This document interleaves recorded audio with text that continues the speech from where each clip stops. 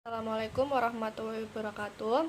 Di sini saya akan menjelaskan sedikit tentang penerapan data mining untuk klasifikasi prediksi penyakit ISPA atau infeksi saluran pernapasan akut dengan algoritma decision tree atau ID3. Yang pertama, latar belakang. Teknologi informasi saat ini sudah digunakan pada berbagai instansi yang memerlukan pengolahan data yang banyak, misalnya memasukkan data, penerapan data mining untuk klasifikasi prediksi, mengolah data, dan kemudian dijadikan sebagai suatu informasi yang bermanfaat. Data dalam jumlah banyak pada masa lalu dapat digunakan sebagai informasi pada masa yang akan datang.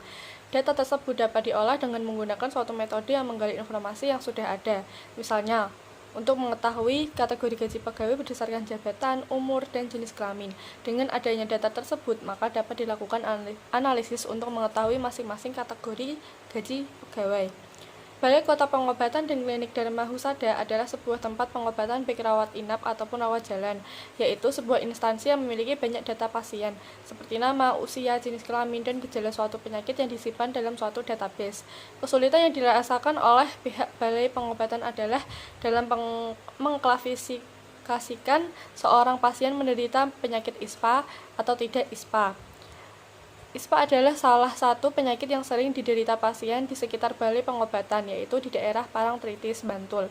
Dengan berbagai gejala ISPA yang kemudian tidak diketahui faktor apa saja yang memiliki kecenderungan balita terkena ISPA. Sebesar 60% balita di daerah Parangtritis terkena ISPA, karena gejala yang dialami berbeda-beda dari pasien satu dengan yang lain, dan kemudian hanya didiagnosa dengan penyakit ISPA.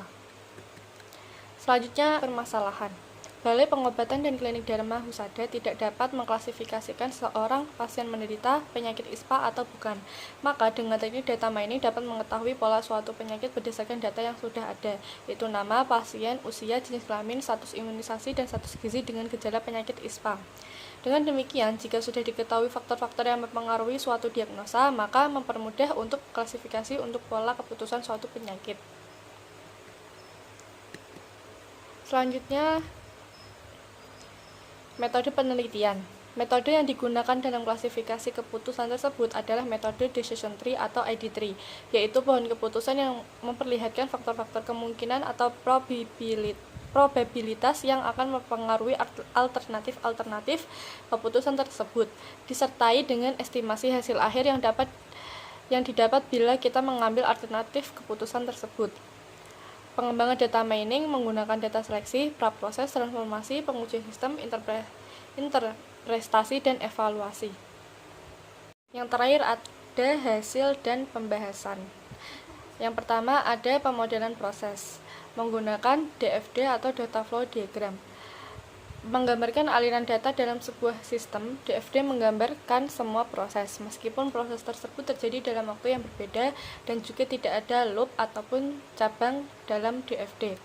Seperti yang kita lihat, ada gambar DFD level 0, yaitu ada user yang mengarah pada insert data gizi, lalu insert data user, insert data proses, insert data jenis bayi, insert data pasien. Lalu pada user itu terdapat ada data jenis bayi, data gizi, data user, data sampel, data tree, dan data proses. Ini merupakan DFD level 0. Lalu yang kedua adalah perancangan tabel. Perancangan tabel berdasarkan data-data yang diperoleh, maka dapat dibuat di basis data yang saling berrelasi. Pada penelitian ini, basis data yang diperlukan terdiri dari 7 tabel. Nah, seperti gambar, yang pertama ada tabel sampel, data sampel, lalu ada tabel data tree, lalu ada tabel data proses, data pegawai, data pasien, jenis bayi, dan status gizi. Untuk berikutnya ada implementasi program. Nah, di sini dapat kalian lihat bahwa yang pertama ada forum kategori bayi, yaitu forum input data kategori bayi. Pada forum ini terdapat kategori bayi, usia bayi, jenis kelamin, lalu ada status gizinya, buruk, kurang, baik, atau lebih. Nah, lalu di bawahnya itu ada tabel yang berisikan ada ID jenis, kategori bayi, usia, jenis kelamin, status gizi, itu ada dibagi menjadi buruk, kurang, dan baik. Ini ada forum data pasien, yaitu untuk input data pasien.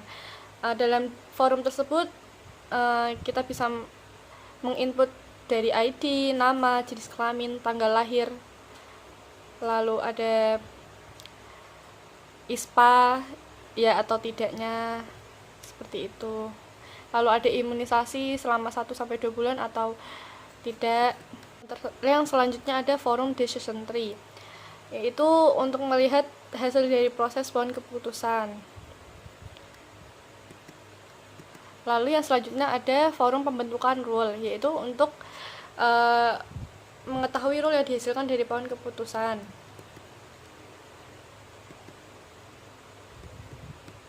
Sekian dari saya. Apabila ada kesalahan dan kekurangan, saya mohon maaf. Wassalamualaikum warahmatullahi wabarakatuh.